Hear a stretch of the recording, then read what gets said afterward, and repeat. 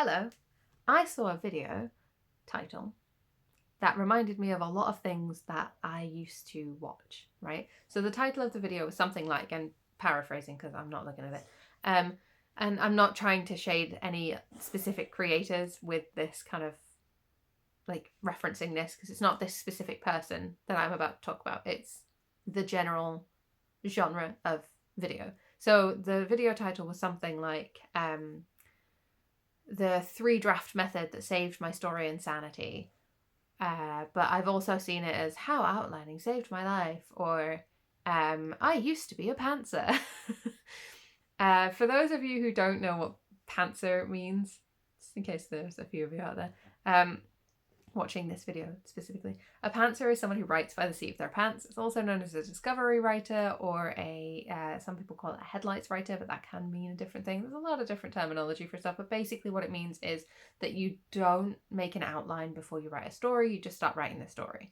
And then it's like opposite is outlining, which is where you make a plan for what the story is going to look like. It's kind of like, picture it like this. I love using cooking metaphors. We're going to use a cooking metaphor. If you are the kind of person who can go into the kitchen and just put together some ingredients and have a meal, right? And I don't mean like a throw together something that's disparate and doesn't make sense. I mean like properly. You go into a kitchen, you look at, right, okay, I've got these 5 ingredients. Great, I'll make this thing with them. And it's not a recipe. It's just, I know how to make this thing, right? Or I know that these things will work well together. Versus people who cook from a recipe or build a recipe before they cook, right? Now, some of that in cooking can be experienced. Like when you start out cooking for the first time, having a recipe is a really good idea. When you start out writing stories for the first time, it's not necessary to have an outline. That's not a one-to-one metaphor. Those two things don't align completely. It's just the concept of, if you are an experienced cook already and you go into the kitchen, can you make a meal from the seat of your pants, just on the fly with no recipe, or do you look up a recipe with the ingredients that you have? Both of these are completely reasonable. Neither of them is better or worse than the other. It's just 2 different methods of doing stuff. That's how it is with writing. I also think that with the writing one, people like posit these as opposites, and I do think they are kind of opposite, but they're also definitely on a spectrum.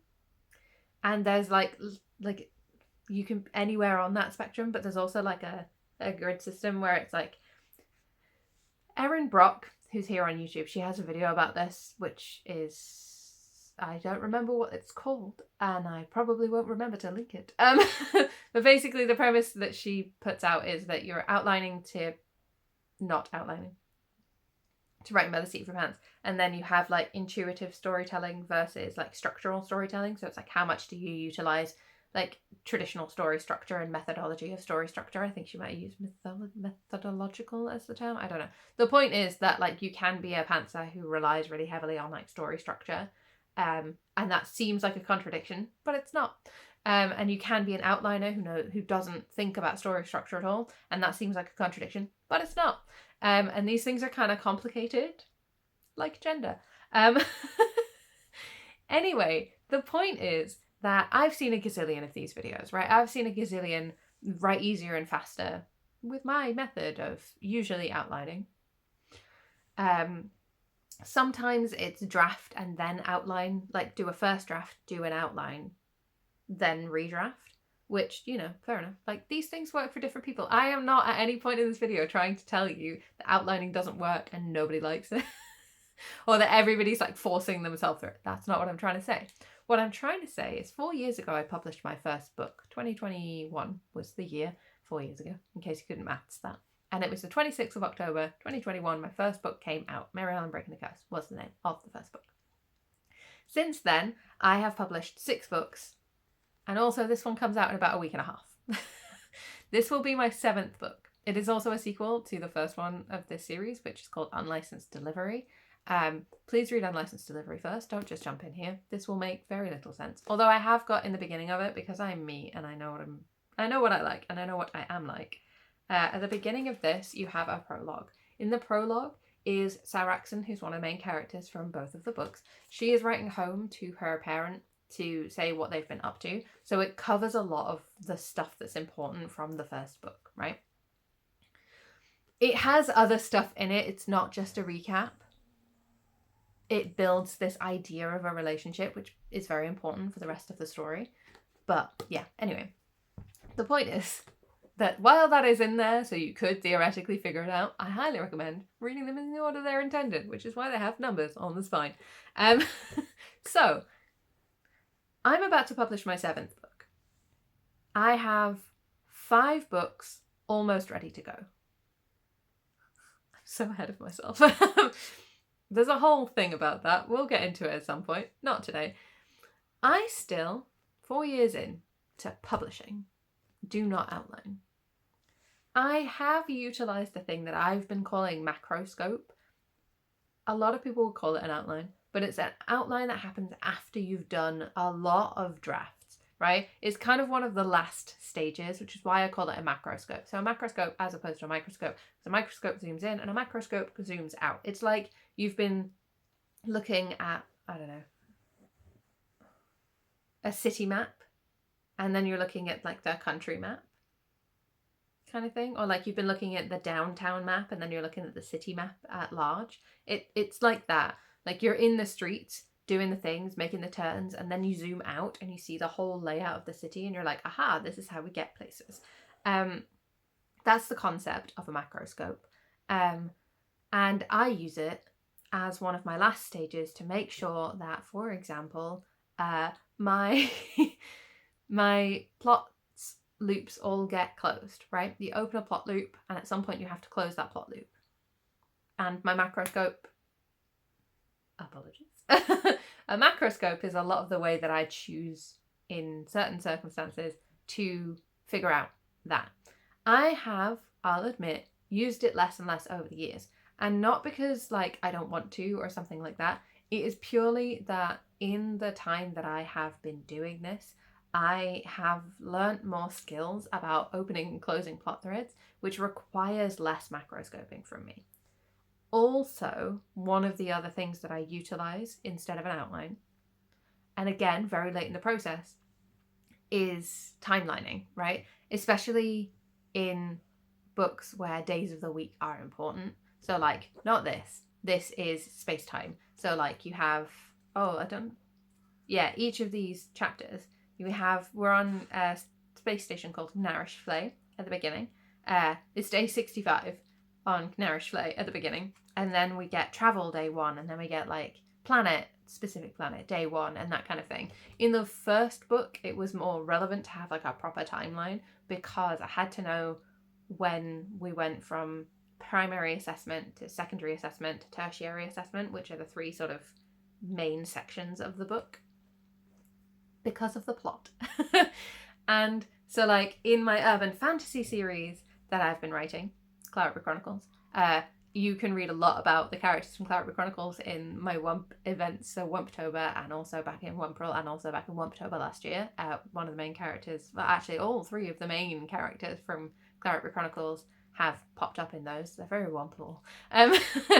And so that, because it's set in the real world in a fictionalized town, days of the week are important. It's set in an actual like date and year.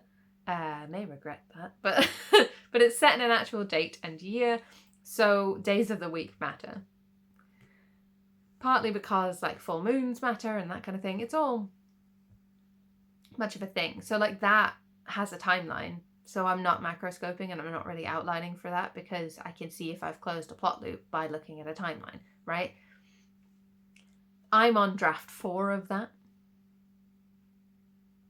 So if I'm not outlining and I'm only using this macroscope or timelining or whatever when I get to quite far into the project, draft 4, draft 5, draft 7, out of likely draft 5, 6 or 7, how exactly am I doing this, right?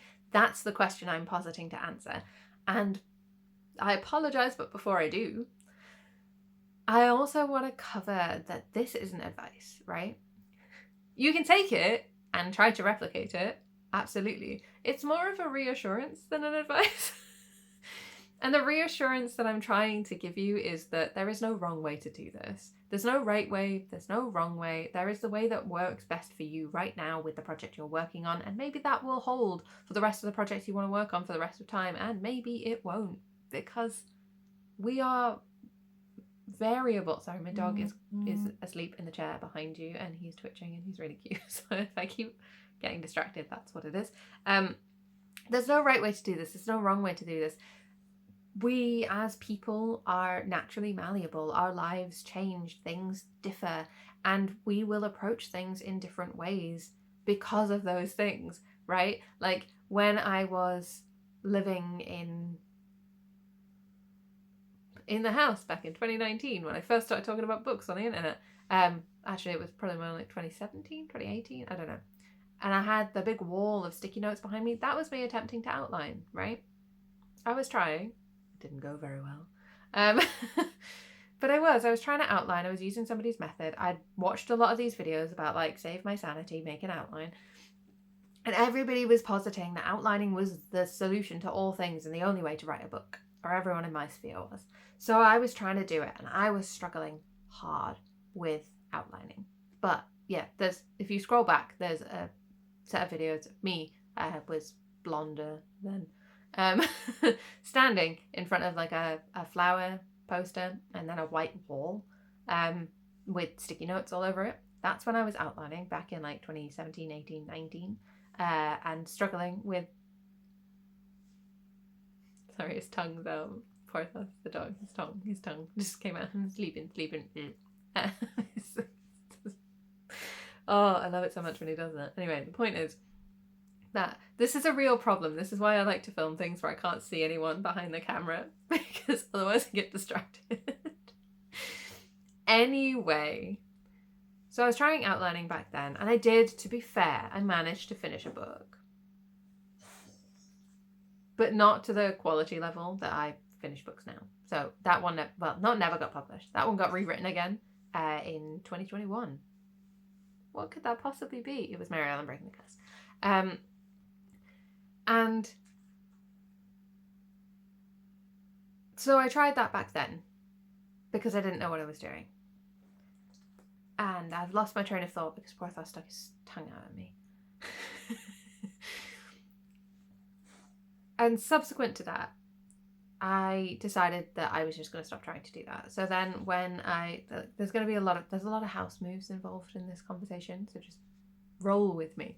I came back to writing books because I did pause for a little while, but in about 2020 I went back to writing books, and I actually wrote the first draft of Unlicensed Delivery in 2020. It was my pandemic book. And I'm really proud of it. And it's really nice because it's one of those things that the crew is stuck together on this spaceship, right? So like that's the bit that's kind of like the most closely aligned with the pandemic the pandemic experience, was that a lot of us were stuck in our homes, contained, right? Spaceship, contained, makes sense. Anyway, so that was when I wrote the first draft of that. I had no outline at all. I did my first macroscope in the same house, which again, this was when I was working in a place where I had like a wall next to me where I could put up sticky notes, which allows for easier macroscoping and outlining the way that I would like to do it, which is with sticky notes, because you can move them around. Obviously, you have to get ones that effectively stick to your wall, because otherwise that's not going to work. And then after that macroscoping video back in like 2021, I think, I basically haven't done it. Which feels really bad, right? I feel really guilty about it because I was like, here's a thing, macroscoping, and then I've just not done it once since then. Which means that like I did an outline for Mary Ellen Breaking the Curse. And I did a macroscope for Mary Ellen Finding the Air, which is its sequel. And I did a little bit of outlining stuff, but it was more timeline interweaving for Welcome to Humanity. I'll admit that easily enough. For Welcome to Humanity, I did do a timeline because it was 3 interweaving timelines, and that's very difficult. And then like I ended up piecing it together in a lot of ways. So I had these 3 timelines. I knew that some stuff had to be connected with the other stuff, and then I was piecing stuff in. But it was very much the thing of like, I had all of these puzzle pieces and I had to figure out when in the timeline they happened and then when these timelines crossed over, which is complicated and difficult. And I don't think that's an outline because I had all the pieces pre-written. Well, not all of them. I had most of the pieces pre-written and then it was just putting them together. So it was more like puzzle piecing it. I did that in a folder with like cut up sticky notes that were about this big. I don't consider that to be an outline because so for outlining or macroscoping or any of that kind of stuff, I like to color code it because it makes my life easier. Good choice. But with the interweaving timeline stuff, I did it purely as each character had a perspective color, and that was that, so I could easily see whose timeline was what and where, and whose perspective each of the scenes were in while I was trying to piece them together. So, I mean, I know some people would consider that an outline. That's completely fair, to each their own. If you do that and you consider it an outline, that's totally fine. I don't consider it an outline. And I think that part of it is how much do you personally consider something to be an outline is a really important question that you kind of need to be able to answer before you can answer the question of whether you outline or not. And I don't think we can like put on to other people that they are outlining because they do this thing or that thing or the other thing. Like, there's no purity of pantsing involved in this. That sounds really bad. Just FYI, I hate calling it pantsing, right? It's the accepted term. I absolutely hate it because I don't know if this is a thing in other places because I only went to high school in the UK, and by high school I mean secondary school, so you're there from the ages of 11 to either 16 or 18, depending on if you have to go to a separate sixth form college, which is like a whole thing. That's not important.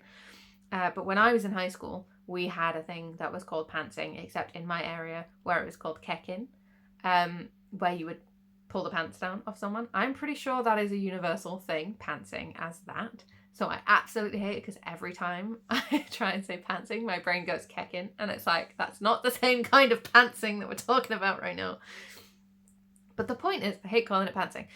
There's no like purity system involved here. There's no purity of outlining where you have to outline everything exactly from beginning to end with all of the subplots and everything involved. That's not like the purest form of outlining or something. And it's not like the purest form of writing by the seat of your pants to never do any kind of thing that could be mistaken for or interpreted as outlining.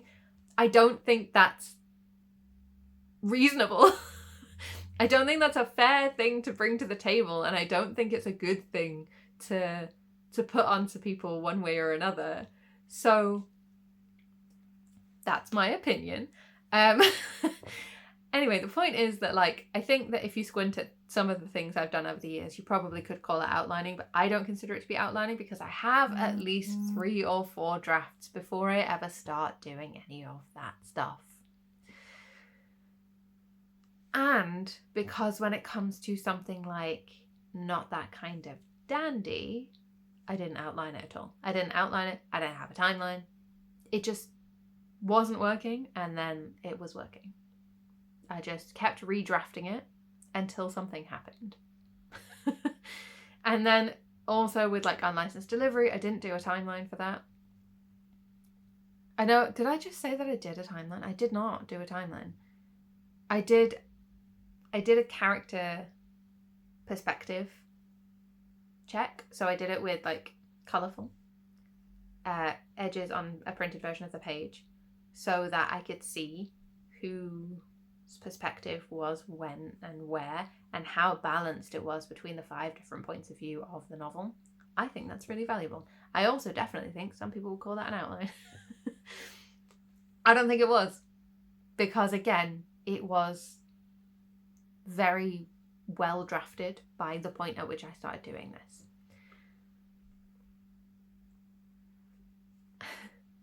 When it comes to, that's all of the books I've written. When it comes to this, there was no outline, there was no timeline, there was no checking of which character has the right amount of page time. There was no real investment in trying to balance that out in a specific way.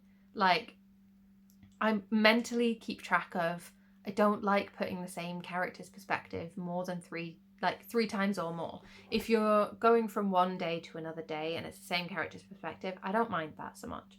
But if it's that character, like say it's Saraxin and then it's Saraxin the next day and then it's Saraxin again, I'll probably stick something between one of those to make it less Saraxin-y. I'll probably like throw in some plot stuff so that it's not so much Saraxin in a row.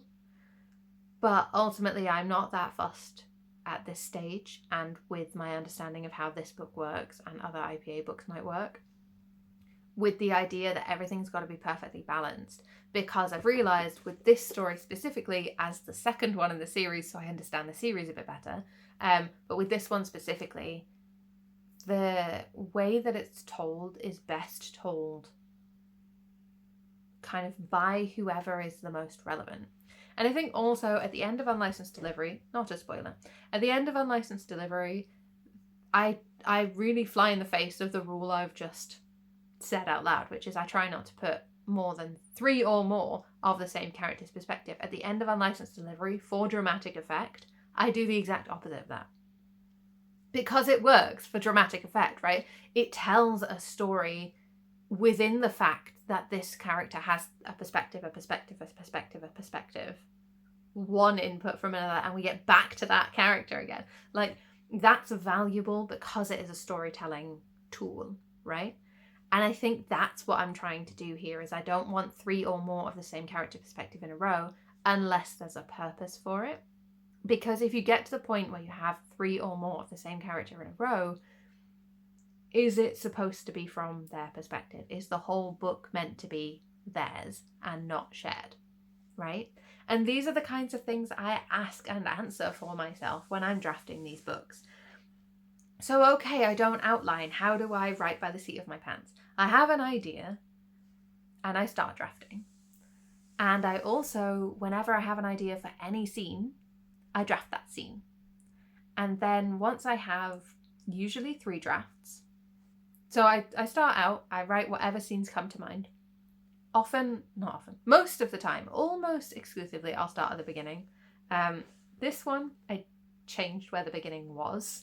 So, but that wasn't so much I didn't start writing at the beginning. It was, I wrote in what I thought was chronological order and then I rearranged it later. So I had the first 3 scenes in this book, not the prologue, first 3 scenes. I had written them all, but the third one was at the beginning. And once you read this, you'll know what I mean. And you'll be like, oh yeah, I could see the logic of that. And also why that doesn't work in the long run. So I rearranged them. But yeah, when it comes to that, I usually start at the beginning or thereabouts. And then I'll write chronologically for a little while, and then I'll just springboard off and do some other scenes that are in other sections of the book. And then I'll reach a point where I can't write anymore, I can't draft anymore, and I'll go back to the beginning and I'll rewrite those first few scenes to see what threads I maybe have put in. And also, because I've written some of these later bits, I now know that there needs to be foreshadowing for whatever's gonna come, and I can go and write that in. But because I'm now thinking about foreshadowing as we go into draft 2, I'm seeing where I've laid foreshadowing down naturally in that first draft of the first bit. So I'll redraft it for draft 2. And it's pretty much the same process. I mean, I've talked about that before. It's pretty much the same process. I draft, I redraft and get a little bit more, I redraft and get a little bit more, I redraft and get a little bit more. And that is apparently the worst way to write a book for your story and your sanity. Not according to this one video, I didn't watch it, remember?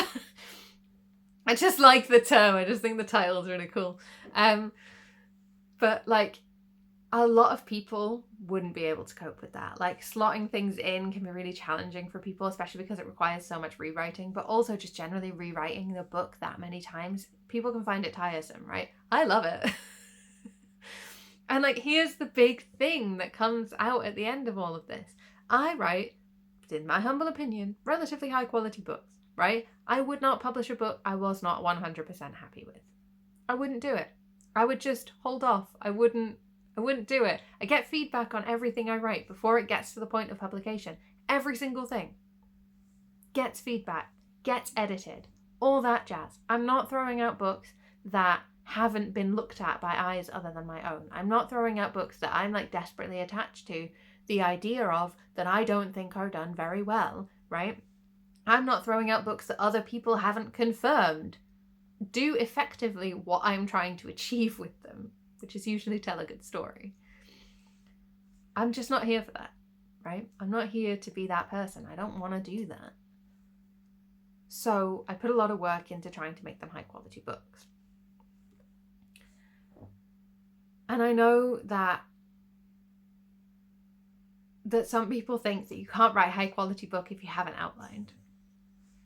But with the redrafting process, the big downfall, I'll admit, the big downfall is sometimes you forget whether you've included something or not yet, which is why it's important to keep taking breaks, which is also why it's really valuable that I'm the kind of person who writes 4 to 14 different books at a time, because then you can take a break from something and come back and be there like, oh, cool, in this read through with fresh eyes, I haven't raised this point yet, and I really should have by now.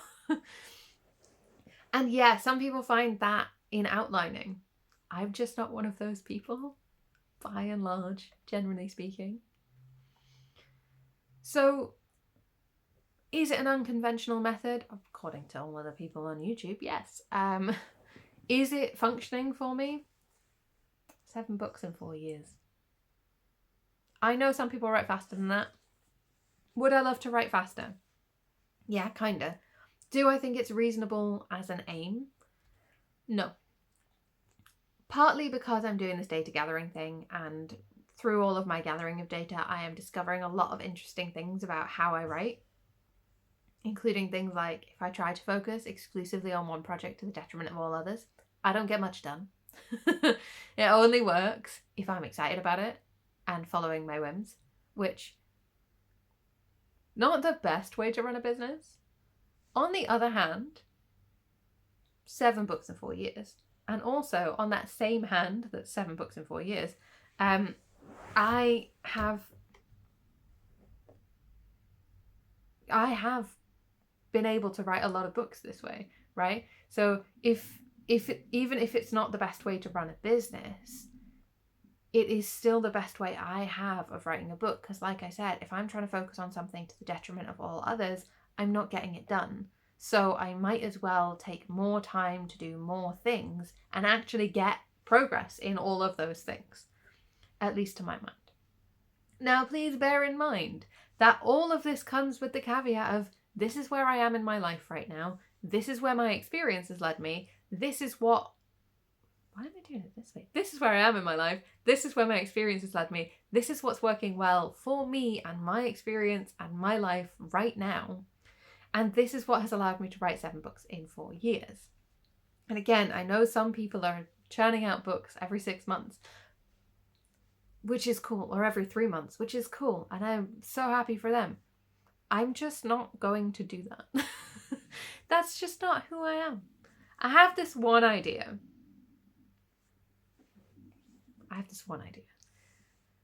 And it's my Fae Court's Winter King thing, which is going to have a very different name when it comes to its conclusion. I've been working on it a lot recently, which is why so many of my Womptober stories have been set with these characters.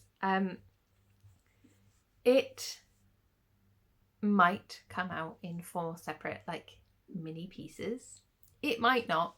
It might come out as one big book and just be done with it, but it might come out in 4 separate mini pieces, which is quite an exciting concept.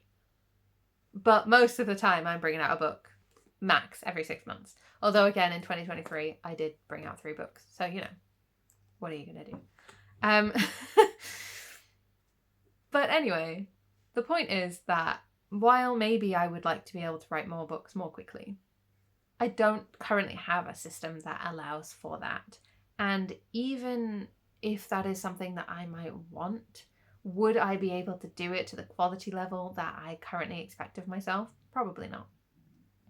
Does writing faster guarantee you publication faster? No, because depending on whether your draft is clean or messy, whether it's detailed or sparse, all of that stuff impacts. Maybe you can blast out a draft of a story in 8 weeks or 4 weeks or 2 weeks. I don't know. You do you. Where it takes me a whole month, right? Maybe you could do that. But how long will it take to get to a point of publication quality, right? And that is the question. And for me, that point is between 5 and 7 drafts. Every time. So I just keep going. And like, what if, dare I suggest, what if it took me more than 7 drafts? That'd be fine. That's chill. I don't mind. What if it took me less than 4? That's never happened. Not once. That would be weird. I'd probably be disturbed by it. I'd probably write another draft just for my own comfort. Which I know sounds ridiculous. But yeah, I definitely like my method. I have been publishing for 4 years and I still don't outline. And I'm really happy with that. I really like the way that I write books. I think it works really well for me. And if you're here to celebrate my 4-year anniversary of publishing, buy Unlicensed Travel. Yes, but buy Unlicensed Travel.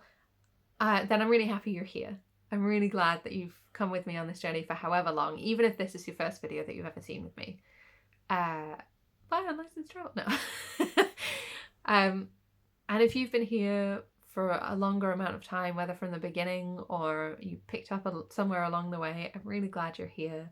I'm really pleased that you've decided to be a part of this journey with me. And if you've never seen me before and you just came here because you wanted some reassurance that there are lots of different ways to write a book and you don't have to do it the way that anybody's advising you, here it is.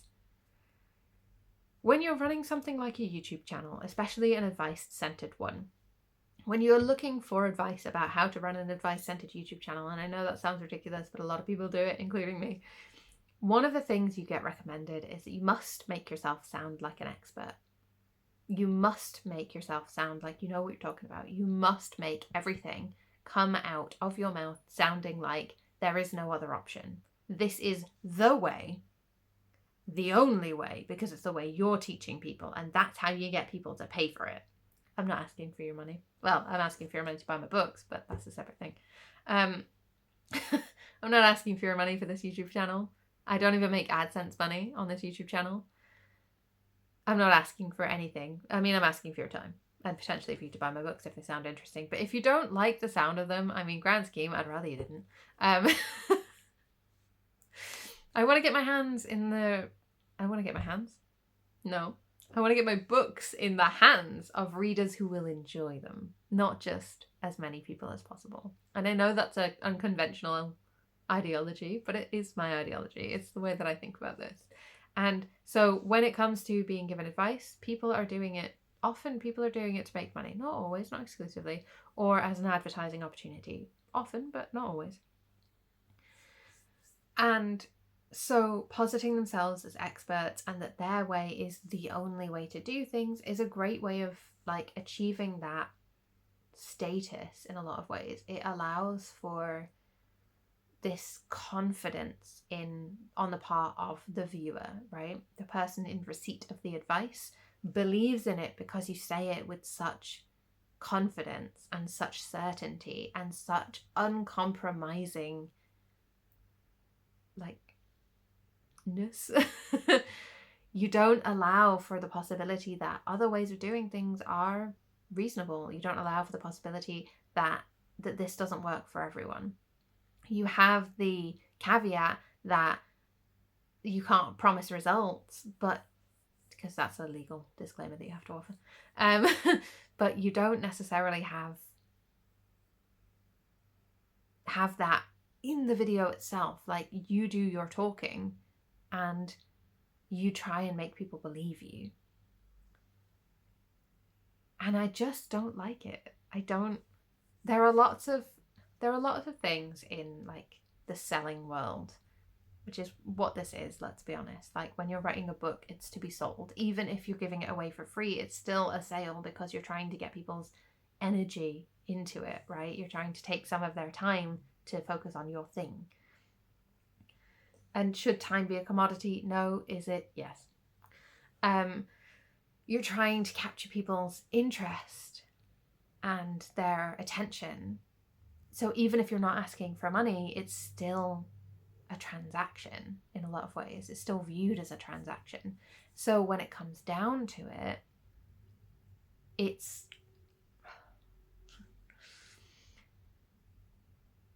you do whatever you need to do, in theory, to gain whatever it is you're trying to gain, whether that's attention or money or interest or word of mouth. That's the advice. And the advice says that the best way to do that is to be confident and uncompromising. And I don't personally think that aligns with my ethics and morals. I'm here to give you a good time. I'm here to be funny and entertaining and hopefully helpful, but primarily funny and entertaining. Are there politics in these books? Yes. Is it a treatise? No. It's a light-hearted, funny thing that is also meaningful. That's what we do here. That's what I offer. Funny and light-hearted and also meaningful, because you can be all of those things at once. So if you need someone to hold your hand and say, hey, it doesn't matter if you outline, if you don't outline, or if you decide to outline halfway through a project. It doesn't matter if you have been a steadfast pantser for the last 20 years and now suddenly you are feeling the need to outline, or vice versa. It doesn't matter if you really want to be a pantser, if you really want to write by the seat of your pants because you have this like ideology about how there's some mysticism to it and it just doesn't work for you. It's okay.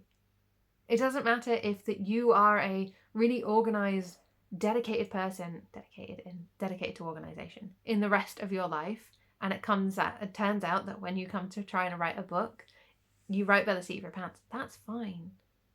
Like, there are guidelines and expectations and ways that you can utilize other aspects of your life to figure out how things are likely to work for you, whether you're a person who needs a recipe or whether you can just throw some ingredients in a pan and come out with a meal at the end of it.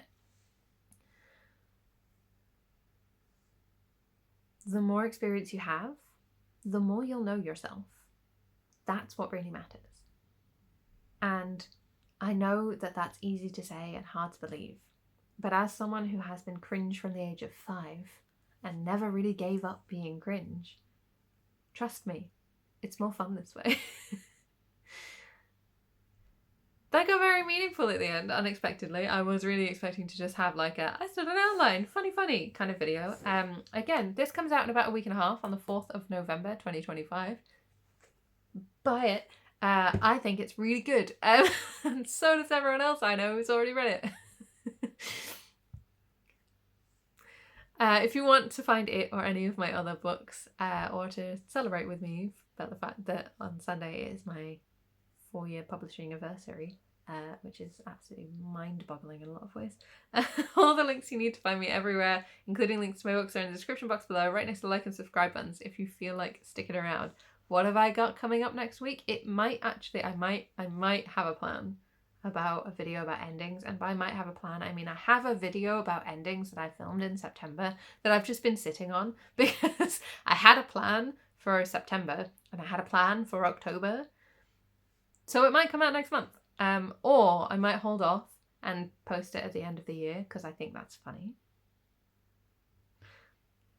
We'll find out together because I don't know yet. Yes, I am this chaotic in every aspect of my life, by the way. Do I have a plan for anything right now? Nope. I used to do social media plans. I tried to do social media plans, but the company that made the diary planner thing that I used to use for it went defunct, and I can't find the same exact planner for it, and I cannot do it in any other planner. I tried to do it in a different planner this year. Didn't work. Couldn't do it. Never looked at it, not once. So I'm not really sure what to do about that. Because I'm going to have to come up with a better system next year, because this has been a very chaotic year and don't appreciate it. Definitely, if I am not a planner for any other aspect of my life, I can safely say I am a social media planner. And I don't like that I haven't been one this year. I will be rectifying that next year. But I definitely need like a separate thing for it to go in, because I have too much stuff. Like this, you've seen this before, is not really a planner in the form of stuff gets planned ahead of time. It's more of a, I did a thing book. So like I write in it every single, I don't have anything in this week. I write in it every single day what I have been doing during that day, so that when I'm trying to figure out when I did something, I can look back and find out. It's data gathering. It's not planning ahead. So A, it gets full up of all the stuff I've done, and B, I can't put planning ahead in there. That doesn't work. That doesn't make any sense.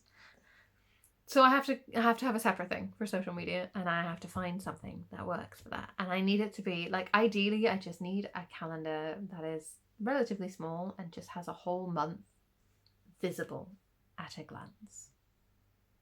So if you have any recommendations, I am definitely taking them. And I will see you in 2 weeks' time, possibly with a video about endings, possibly something else. I might read chapter 1 of Unlicensed Travel. That would be fun, wouldn't it? Actual chapter 1. But it will have spoilers for Unlicensed Delivery, so maybe I won't. I don't know yet. I'll see you in 2 weeks' time. Bye.